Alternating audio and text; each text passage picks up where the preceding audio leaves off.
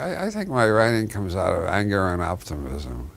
Anger at the stupid, maniacal, or corrupt crowd that's running the world at present, and optimistic about the opportunities that are so real.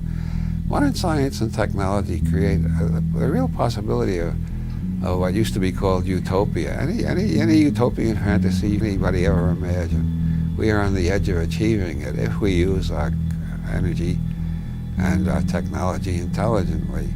But unfortunately, the people who own the technology are not using it intelligently, so that makes for anger. So I got both optimism and anger, which I think is a good mixture. It keeps me busy anyway.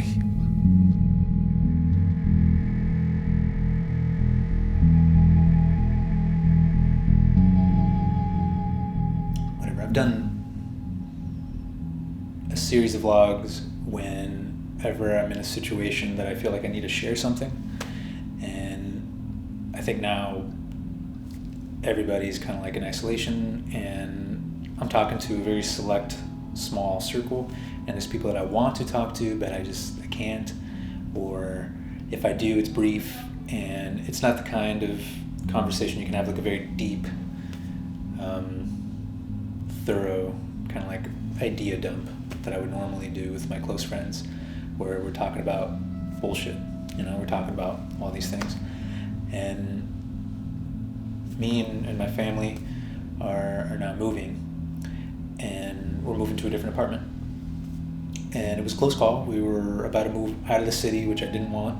I wanted to stay in Austin, and here we are. We're in the 11th hour. We found a spot, and now we're kind of going through all these things. And what are we going to keep? What are we going to? It's the usual moving, right? And I find these old journals.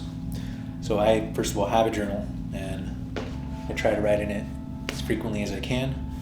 And I'm finding these older ones that I've had in my closet. It's not like I found them, they're just in my closet. And just kind of looking through them because we have so much time. And I keep thinking that this guy's really into photography. This guy's into movies. This guy's like writing down notes, a little commentary, kind of like a scrapbook. And in between all these little segments, there's old journal entries of me worrying about stupid shit. Dumb, stupid stuff. And I wish I could go back and tell that guy, doesn't really matter. You're gonna figure it out. This person doesn't matter. That person's a waste of time.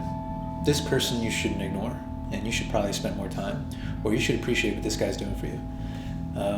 XYZ, right? All these things that we have in hindsight with complete clarity. And I look back at my current journal, and I'm seeing the same kind of, I wouldn't call it whining, but just kind of like a chip on my shoulder, and like it's me against the world. And shit's not that serious, right? That's kind of like what I'm trying to get at here, is that shit's not that serious.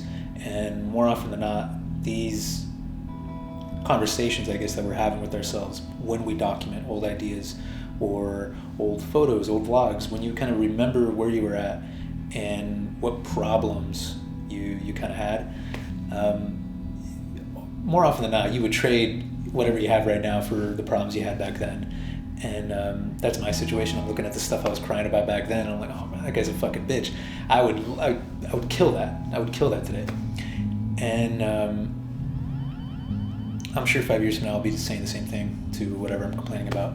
So I have to stay inside, and I can't see my friends. And wah.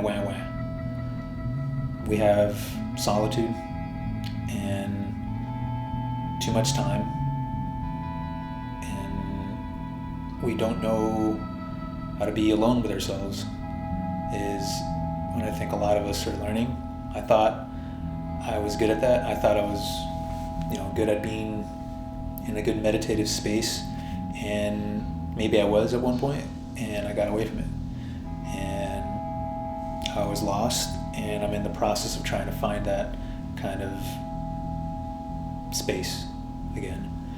And I think as most people, just life was getting really fast.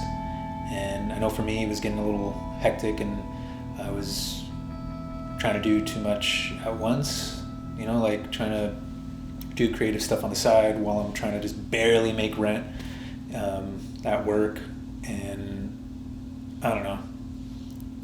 I mean, I got to look at myself in a bunch of different ways.